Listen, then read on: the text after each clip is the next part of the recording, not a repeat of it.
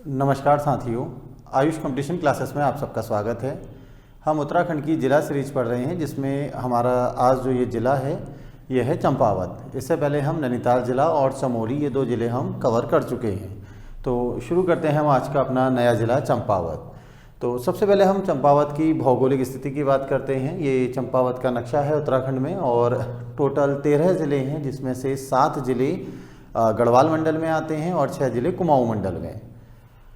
तो यहाँ पहला प्रश्न यही बनता है कि जो ये ये जो चंपावत है, ये चंपावत कौन से मंडल में है? ये कुमाऊँ मंडल में है। तो कुमाऊँ मंडल के 6 ज़िलों में से एक ज़िला हमारा हो गया चंपावत। चंपावत की अगर हम भौगोलिक दिशाएं, ये बाउंड्री किससे बना रहा है देखें तो उत्तर में ये पिथौरागढ़ से बाउंड्री बनाता है। यहाँ सरयू और जो पूर्वी रामगंगा नदी है, गंगोली हाट है ऊपर का क्षेत्र, और नीचे चंपावत आ जाता है। इसके अलावा उत्तर में अल्मोड़ा से भी चंपावत ज़िले की बाउंड्री बनती है, पश्चिम में नैनीताल और दक्षिण में ऊधम सिंह नगर। तो इस तरह हम देखते हैं कि चंपावत हमारे 4 ज़िलों से घिरा हुआ है उत्तराखंड में। ये है पिथौरागढ़, अल्मोड़ा, नैनीताल और ऊधम सिंह नगर। ये इनकी बाउंड्री आ रही है ऊधम सिंह नगर की। ये नैनीताल, ऊपर अल्मोड़ा और पिथौरागढ़। इसके अलावा ये अंतर्राष्ट्रीय सीमा भी बनाता है। अंतर्राष्ट्रीय सीमा नेपाल के साथ बनती है। तो चंपावत की इंटरनेशनल बाउंड्री नेपाल के साथ बन रही है और ये बाउंड्री बनाती है काली नदी। तो काली नदी भारत और नेपाल के बीच में है। ऊपर पिथौरागढ़ और पिथौरागढ़ के बाद चंपावत होते हुए ये नदी आगे बह रही है। टनकपुर के पास से इस काली नदी को शारदा कहा जाता है। तो ये जो काली नदी है, काली नदी का ही दूसरा नाम शारदा नदी है और यहाँ पर इस पर एक शारदा डैम बना हुआ है। ये डैम बना है 1928 में। तो शारदा बैराज 1928। अगर हम जो हम चंपावत पढ़ेंगे उसमें हम प्रमुख स्थान की बात करें तो वो है हमारा बनबसा, टनकपुर, पूर्णागिरी, रीठा साहब, देवीधुरा, पंचेश्वर बांध, लोहाघाट और चंपावत। तो ये हमने देखी कि इसकी जो बाउंड्री है। इसके अलावा यहाँ से जो महत्वपूर्ण नदी बह रही है वो नदी है लधिया। ये रीठा साहब इसी लधिया नदी के किनारे है, या ये कह सकते हैं कि ये लधिया और रटिया दोनों नदियों के संगम पर है रीठा साहब या मीठा रीठा साहिब। इसके अलावा ये जो चंपावत है, चंपावत उत्तरी गंडकी नदी के किनारे है और तामली के निकट ये जो नदी है ये काली नदी में मिल जाती है। तो ये संगम होता है तामली के पास में, चंपावती नदी या तामली नदी। तो मूल रूप से जो चंपावती नदी है वो आज विलुप्त हो चुकी है और यहाँ पर गंडकी नदी यहाँ पर बहती है। इसके अलावा प्रश्न पूछा जाता है कि उत्तराखंड में जो 13 ज़िले हैं, सबसे कम क्षेत्रफल किसका है? सबसे कम क्षेत्रफल ये चंपावत का है। तो सबसे छोटा ज़िला है क्षेत्रफल के अनुसार। सबसे कम ग्राम पंचायत भी इसी ज़िले में है। अब इसके अलावा यहाँ पर सरयू नदी बह रही है। यहाँ एक दर्रा है, लास्पा दर्रा। तो प्रश्न पूछा जाएगा कि ये लास्पा दर्रा कहाँ पर है? लास्पा दर्रा चंपावत और पिथौरागढ़ के मध्य सीमा बनाता है। इसके अलावा यहाँ पर 2 झील याद रखनी है। ये एक झील है इसमें से श्यामलता ताल, ठीक है। तो 2 झील आपको याद रखनी है कि श्यामलता ताल कहाँ पर है, ये लोहाघाट में है और जो चंपावत में है, और दूसरा है झिलमिल ताल। तो 2 झीलें यहाँ की प्रमुख हैं। तो ये हमने यहाँ का थोड़ा सा भौगोलिक स्वरूप देखा। अब इसके अलावा हम यहाँ चंपावत के विषय में हम थोड़ी सी अन्य जानकारी देख लेते हैं। तो ये जो हमारा चंपावत ज़िला है ये आज से नहीं, ये महाभारत काल से ही बहुत ज़्यादा प्रसिद्ध रहा है, ठीक है। जो पांडव हैं वो पांडव यहाँ पर आए थे, इस क्षेत्र में वो रहे थे कुछ समय। तो इस बात के प्रमाण यहाँ पर मिलते हैं हिडिंबा मंदिर से और घटोत्कच मंदिर से। तो महाभारत में भीम का जो विवाह है वो हिडिंबा से हुआ था। तो हिडिंबा के मंदिर यहाँ भी हैं, हिमाचल प्रदेश में भी हैं। तो इसके अलावा ये जो घटोत्कच है, घटोत्कच हिडिंबा और भीम का पुत्र था। तो यहाँ पर यानी चंपावत में घटोत्कच की जो पूजा है वो घटकू देवता के रूप में की जाती है। तो ये जो स्थान है चंपावत, ये आज से नहीं, ये बल्कि महाभारत काल से ही प्रसिद्ध है। तो हमने ये देखा कि ये जो क्षेत्र है आज से ही नहीं बल्कि महाभारत काल से ही ये क्षेत्र में यहाँ पर पांडव आए थे, इस बात के साक्ष्य मिलते हैं। साक्ष्य हो गया हिडिंबा मंदिर और घटोत्कच मंदिर। हिडिंबा जिनसे भीम का विवाह हुआ था और घटोत्कच हिडिंबा और भीम के पुत्र का नाम है जिसने महाभारत के युद्ध में भाग लिया था। और यहाँ पर घटोत्कच घटकू देवता के नाम से प्रसिद्ध है। यहाँ की अगर हम बात करें तो यहाँ विधानसभा की केवल 2 सीटें हैं, लोहाघाट और चंपावत। तो ये सबसे छोटा ज़िला है, सबसे कम यहाँ पर विधानसभा की सीटें हैं। ऐसे ही 2 सीटें अन्य दो ज़िले हैं, वो हैं रुद्रप्रयाग और बागेश्वर। तो इन दोनों ज़िलों में भी विधानसभा की केवल 2 सीटें हैं। तो यहाँ विधानसभा की एक सीट है लोहाघाट, दूसरी सीट है चंपावत। तो चंपावत में बीजेपी के कैलाश चंद्र और लोहाघाट में खुशहाल सिंह अभी विधायक बने हैं। तहसील की बात करें तो चंपावत में 5 तहसीलें हैं। पूरे उत्तराखंड में अगर तहसील पूछी जाएंगी 110, तो उसमें से 5 तहसीलें चंपावत में हैं। ये 5 तहसीलें कौन सी हैं? चंपावत, पाटी, लोहाघाट, पूर्णागिरी और बाराकोट। तो ये 5 तहसीलें हमें याद रखनी हैं, चंपावत, पाटी, लोहाघाट, पूर्णागिरी और बाराकोट। ब्लॉक पूरे उत्तराखंड में 95 ब्लॉक हैं। उन 95 ब्लॉक में से 4 ब्लॉक यहाँ पर हैं, चंपावत, लोहाघाट, बाराकोट और पाटी। तो ये हमारे ब्लॉक वगैरह। अब हम इसमें अगर आते हैं, हम थोड़ा सा और ऐतिहासिक अगर इसमें जाएं तो चंपावत महाभारत काल से प्रसिद्ध है, लेकिन चंद वंश के संस्थापक, ठीक है, तो चंद वंश के जो संस्थापक हैं वो हैं सोमचंद। तो उन्होंने यहाँ पर क्या कहते हैं, यहाँ के जो राजा हैं, जो ये क्षेत्र है लोहाघाट, उसको प्राचीन समय में सुई क्षेत्र कहा जाता था। ठीक है, नेपाल को कहा जाता था डोटी, ठीक, नेपाल को डोटी कहा जाता था, पिथौरागढ़ को सोर कहा जाता था, डीडी हाट को सीरा कहा जाता था। तो इनके प्राचीन नाम हैं। ऐसे ही लोहाघाट का जो क्षेत्र था वो क्षेत्र था सुई। इसके अलावा ऊपर गंगोली क्षेत्र हो गया, गंगोली हाट का। तो यहाँ पर जो पहले शासक हैं जिन्होंने ये चंपावत में अपना पहला किला बनाया, उस किले को नाम दिया गया राजभुंगा। तो सोमचंद यहाँ पर आकर बस रहे हैं और यहाँ पर ये 4 जातियों को बसाते हैं। ये 4 जातियाँ हैं, कार्की, बोरा, तड़ागी और चौधरी। तो 4 जातियाँ यहाँ मिलेंगी, कार्की, बोरा, तड़ागी और चौधरी। तो इन जिन किलों में ये चारों लोग रहते थे उनको कहा जाता था चाराल। इसके अलावा ये जो चंपावत का क्षेत्र है उस समय 2 दलों में बटा हुआ था। एक दल मेहरा दल या मेहर दल था और दूसरा जो दल था वो दल था फर्तियाल। तो यहाँ पर सोमचंद आकर अपना किला बना रहे हैं, उस किले को नाम राजबुंगा दिया गया और उन्होंने शक्ति संतुलन स्थापित करने का प्रयास किया मेहरा और फर्तियाल दलों में, और अपनी सुरक्षा के लिए 4 दल यहाँ पर ये बसा दिए। अब अगर ये प्रश्न उत्तराखंड लोक सेवा आयोग में आया है कि चंद वंश का संस्थापक कौन था, आपको आंसर लगाना है सोमचंद। यही प्रश्न यूके SSSC में भी आया था और उसमेमें पूछा है कि इस चंपावत में जो चंद वंश है इसका पहला राजा कौन है। आयोग ने आंसर दिया थोहरचंद, जबकि थोहरचंद का आंसर है 1261। तो कुछ नवीन इतिहासकार ये कहते हैं कि यहाँ का जो पहला राजा था वो राजा थोहरचंद था, ठीक है, लेकिन ये गलत है। ठीक है, जो ऐतिहासिक जो नवीन शोध हुए हैं उसमें थोहरचंद को कहा जा रहा है, लेकिन जो वंशावलियाँ प्राप्त हुई हैं, जो एटकिंसन का विवरण है, हिमालयन गजेटियर या बद्रीदत्त पांडे की पुस्तक का नाम है, ठीक है, कुमाऊं का इतिहास, उन सब में पहला शासक क्या लगाया है? सोमचंद। तो थोहरचंद को पहला शासक न माने। ऐसे ही यहाँ से राजा ज्ञानचंद का एक अभिलेख मिला है, ये अभिलेख है 1384 का। तो राजा ज्ञानचंद का 1384 का ताम्रपत्र मिला है जिसमें यहाँ का पहला शासक ज्ञानचंद को बताया गया है, ये भी गलत है। चंपावत का प्राचीन जो नाम है वो प्राचीन नाम मिलता है चंपावती, ठीक है, तो प्राचीन नाम चंपावती मिलता है और कुछ इतिहासकार कहते हैं ये चंपावती नाम चंद राजकुमारी के नाम पर भी पड़ सकता है, मतलब चंदों की एक राजकुमारी थी जिसका नाम चंपावती था। इसके अलावा चंपावती नेपाल की देवी थी जिसको जब ये लोग यहाँ पर आए बसे तो उन्होंने अपनी कुल देवी के रूप में भी चंदों ने पूजा है। चंपावती ये जो नाम मिलता है चंपावत का, ये जागर में वायु पुराण जो कि गुप्त वंश की जानकारी देता है, मानवोदय काव्य जो कि भरत कवि के द्वारा कहा गया है, उसमें भी चंपावत का प्राचीन नाम चंपावती मिलता है। इसके अलावा चंपावत का एक नाम मिलता है काली कुमाऊं, ठीक है, या काली कुमू।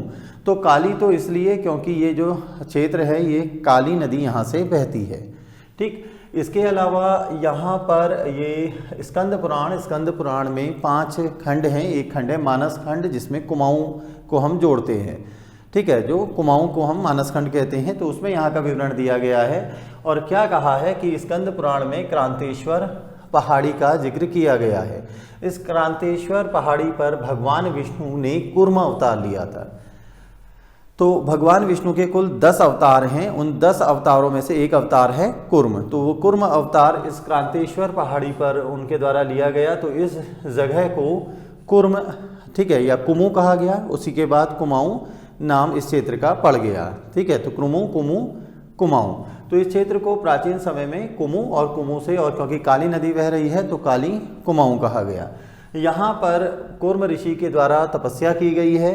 इसके अलावा यहाँ पर एक जो शिला है उसमें भगवान विष्णु के पद चिन्ह मिले हैं, ऐसा माना जाता है। तो जो पूजा की जाती है भगवान विष्णु के पद चिन्हों की जा रही है, कहाँ? क्रांतेश्वर पहाड़ी पर, ठीक। तो ये चंपावत की जो है ये कहानी है कि भाई चंपावत प्राचीन में क्या उसका नाम था, धीरे धीरे कैसे चंपावत नाम पड़ा।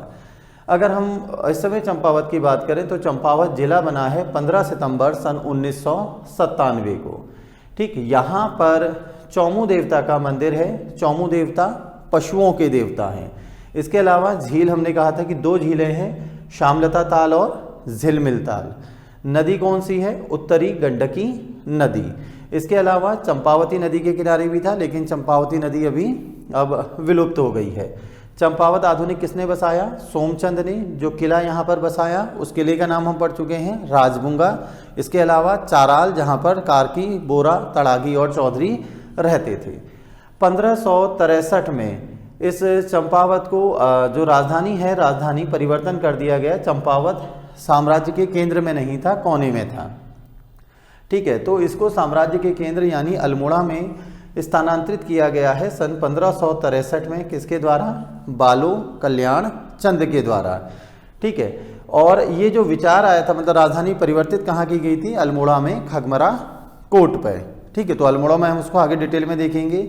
ये राजधानी परिवर्तन करने का जो विचार है वो भीष्म चंद के मस्तिष्क में आया था। भीष्म चंद बालो कल्याण चंद के पिता। अब हम ये देख लेते हैं कि ये राजधानी परिवर्तन करने की आवश्यकता क्यों पड़ी। तो उसके 3 कारण इतिहासकार मानते हैं। पहला तो राजा ज्ञानचंद, ठीक है। ये जो ज्ञानचंद हमने यहाँ पर पढ़ा था, जिसका 1384 में अभिलेख मिला था। तो इसके समय में बहुत ज़्यादा षड्यंत्र होते थे, ठीक है। 2 दल थे यहाँ पे, मेहरा और फरतेयाल। तो दोनों शक्ति प्रदर्शन में लगे रहते थे। दोनों ये चाहते थे कि राजा पर उनका प्रभाव ज़्यादा हो। तो एक तो हो गया मेहरा और फरतेयाल दल, जो अपना प्रभुत्व बढ़ाना चाहते थे। दूसरा यहाँ पर ज्ञानचंद के समय एक व्यक्ति है नीलू कठायत। तो नीलू कठायत की हत्या ज्ञानचंद के द्वारा कर दी गई, और उसके बाद कुंजीपाल, क्षेत्रपाल, इनके द्वारा ज्ञानचंद की हत्या कर दी गई। यानी यहाँ पर आपस में बहुत ज़्यादा गुटबाजी है, दुश्मनी चल रही है। तीसरा क्षेत्र है केडारो बोडारो, जो सोमेश्वर से रानीखेत बिंता वाला बेल्ट है, वहाँ का जो क्षेत्र है। वहाँ पर जो बोरा कार और क्या कहते हैं कैड़ा लोग थे, ये लोग बहुत ज़्यादा वहाँ पर मारकाट मचा रहे थे। तो ये क्षेत्र लगभग ऊपर आ जाएगा, बागेश्वर सोमेश्वर वाला जो क्षेत्र है, सोमेश्वर के आसपास की घाटी। तो इन कारणों से भीष्मचंद क्या चाहता था? राजधानी परिवर्तन करना। तो पहला तो यही कि गुटबंदी कम हो जाए, ठीक है। दूसरा, जो केडारो बेडारो का उपजाऊ क्षेत्र है वहाँ पर लूटपाट कम हो जाए। और तीसरा, जैसी घटना ज्ञानचंद के समय में हुई है ऐसी घटना दोबारा ना हो पाए। तो 1563 में राजधानी परिवर्तन करके चंपावत के स्थान पर अल्मोड़ा में खगमरा कोट राजधानी बना ली गई। लेकिन 1661 तक चंपावत उप राजधानी रही। उसके बाद 1790 में यहाँ नेपाल से गोरखाओं ने यहाँ पर आक्रमण कर दिया। 1790 में गोरखाओं ने आक्रमण कर लिया और पूरा कुमाऊं क्षेत्र चंपावत सहित गोरखाओं के अधीन चला गया। 25 साल ये क्षेत्र गोरखाओं के पास रहा और उसके बाद 1815 में इस क्षेत्र को ईस्ट इंडिया कंपनी के द्वारा विजित कर लिया गया। तो 1815 में जब ईस्ट इंडिया कंपनी और गोरखों के मध्य युद्ध हुआ तो गोरखों के द्वारा यहाँ पर कैप्टन हेडसे को बंदी भी बना लिया गया था। लेकिन बाद में संधि होती है गोरखाओं के मध्य और अंग्रेज ईस्ट इंडिया कंपनी के मध्य, और ये जो गोरखे थे वो नेपाल चले गए, काली नदी के पार चले गए, और ये संपूर्ण क्षेत्र अल्मोड़ा वगैरह जो भी कुमाऊं का क्षेत्र है ये सब ईस्ट इंडिया कंपनी को मिल गया। तो ये संधि थी संगौली की संधि। तो संगालो की संधि 1815 में हुई थी, लेकिन पुष्टि हुई 1816 में, क्योंकि गोरखे संधि तो कर लेते थे लेकिन जब वापस नेपाल चले जाते थे उसके बाद अपनी बात से मुकर जाते थे। तो अंतिम पुष्टि हुई है 1816 में। ठीक है, संधि कब हुई? 1815 में, पुष्टि 1816 में। तो एक डिस्प्यूट वाला क्वेश्चन है, आयोग इसमें बार बार चेंज करता रहता है। चंपावत में अगर हम प्रसिद्ध स्थानों की बात करें तो बालेश्वर मंदिर है। ठीक है, विस्तार से पढ़ना है। बाणासुर का किला है जो कि पालाकोट में है। यहाँ से एक ताम्रपत्र मिला है। इस ताम्रपत्र में एक तरफ तो कत्यूरी राजा देशट देव का वर्णन लिखा है और दूसरी ओर नेपाली राजा क्राचल्य देव, अशोक चल वगैरह जो आक्रमणकारी थे, जो कि चमोली तक जिन्होंने आक्रमण कर लिया था, उनका विवरण है। तो यहाँ पर राजा क्राचल्य देव का 1223 वगैरह के लगभग उन्होंने आक्रमण किया था। तो ताम्रपत्र में इन दो राजाओं का उल्लेख है। 1857 के विद्रोह की बात करें तो यहाँ से जो प्रसिद्ध हस्ती है उनका नाम है कालू मेहरा। तो कालू मेहरा को उत्तराखंड का पहला स्वतंत्रता संग्राम सेनानी भी कहा जाता है। 1857 के विद्रोह में यहाँ इस क्षेत्र का काली कुमाऊं का उन्होंने प्रतिनिधित्व किया। इनका जो संगठन है उस संगठन को नाम क्या दिया गया है? क्रांतिवीर। तो 1857 के विद्रोह में इतिहासकार मानते हैं कि इनका अवध के नवाब वाजिद अली शाह के साथ पत्राचार चल रहा था और उन्होंने इन्हें अवध के नवाब ने कालू मेहरा को अंग्रेजों के विरुद्ध विद्रोह करने के लिए प्रोत्साहित किया या तैयार किया। स्वतंत्रता संग्राम की बात करें तो इस क्षेत्र का नाम हर्षदेव ओली से जोड़ा जाता है। हर्षदेव ओली की उपाधि क्या है? काली कुमाऊं का शेर। इंपॉर्टेंट क्वेश्चन है। तो ये चंपावत ये था। इसके बाद चंपावत में अगर हम अन्य बातों की चीज़ों को देखें तो चंपावत में हिंगुला देवी का मंदिर है। तो ये हिंगुला देवी जो पाकिस्तान में हिंदू बहुल क्षेत्र है, ठीक है, वहाँ पर इनकी आराधना की जाती है। और यहाँ क्या गिरा था? ब्रह्मरंध्र गिरा था। हिंगुला जो हिंगास नदी पाकिस्तान या राजस्थान के जो हिंदू राजपूत वगैरह हैं वो हिंगुला देवी की पूजा करते हैं। तो उसी प्रकार हिंगुला देवी का एक मंदिर चंपावत में भी है और यहाँ पर हिंगुला देवी की पूजा की जाती है। देवी मंदिर मतलब क्या है? यहाँ पर मान्यता कि यहाँ पर देवी का ब्रह्मरंध्र गिरा था।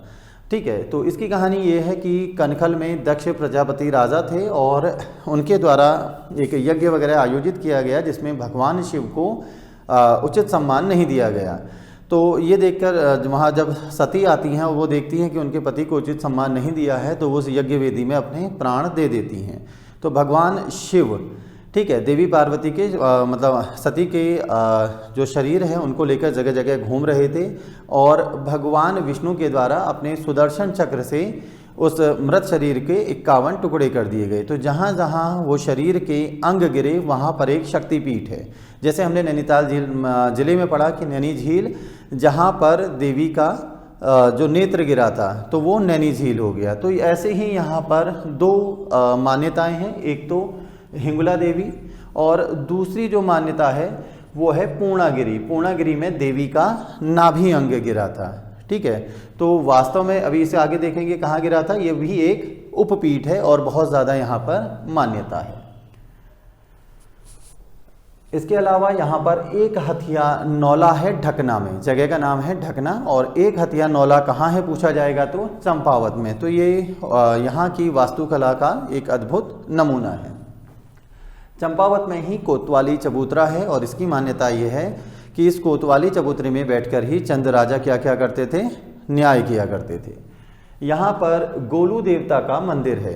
तो गोलू देवता के मंदिर यहाँ चंपावत में जो उद्भव है, जो मूल रूप है वो सबसे प्राचीन चंपावत में है। इसके अलावा अल्मोड़ा में चितई, घोड़ाखाल जो कि भवाली के पास है नैनीताल में, और इसके अलावा जगह जगह गोलू देवता के थान कुमाऊं में हैं। ठीक है, गोलू देवता काफ़ी लोकप्रिय थे और लोकप्रिय हैं और न्याय के देवता हैं। और कोई भी व्यक्ति जिसको न्यायालय वगैरह से न्याय नहीं मिल पाता या इतना सक्षम नहीं होता कि वो न्यायालय की शरण में जाए, तो वो गोलू देवता के मंदिरों में जाता है और वहाँ पर नोटरी के माध्यम से या साधारण पेज पर एक एप्लीकेशन लिखकर, ठीक है, एक प्रार्थना पत्र अपनी व्यथा लिखकर देवता के दरबार में चढ़ा देता है।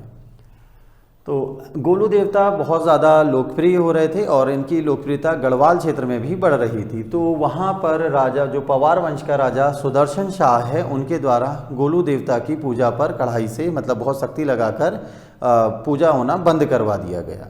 ठीक है, राजा सुदर्शन, तो राजा सुदर्शन शाह क्या कर रहे हैं, गोलू देवता की पूजा नहीं होने दे रहे हैं। कहाँ पर, पवार राज्य में।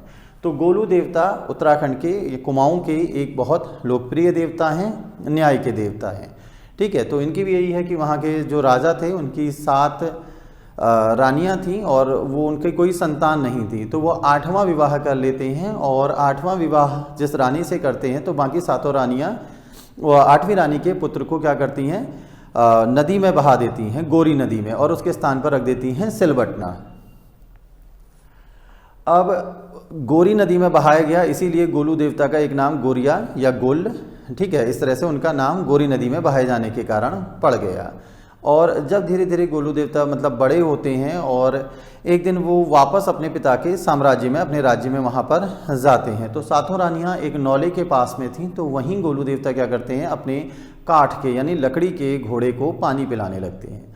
तो ये देख के 7 रानियाँ कहती हैं कि भाई काठ का घोड़ा भी, लकड़ी का घोड़ा भी कभी पानी पीता है। तो वो जवाब देते हैं कि अगर एक महिला सिलबटने को जन्म दे सकती है तो काठ का घोड़ा भी पानी पी सकता है। तो ये बात जब राजा को पता चली तो उनको अपनी गलती का एहसास हुआ और वो गोलू देवता को अपना साम्राज्य वगैरह, अपना वारिस बना देते हैं और धीरे धीरे गोलू देवता पूरे साम्राज्य में लोकप्रिय हो जाते हैं। इसके अलावा एक मत यहाँ पर और है कि राजा नागनाथ, जो कि इस गढ़ चंपावत के राजा थे, उनके द्वारा भी क्या कहते हैं, गोलू देवता को अपना पूरा साम्राज्य सौंप दिया गया था। यहाँ पर नागनाथ मंदिर भी है चंपावत में, जो कि एक बहुत सिद्ध थे, और ये राजा कीर्ति चंद यानी 1488 की बात है। 1488 में राजा कीर्ति चंद गद्दी पर बैठे थे।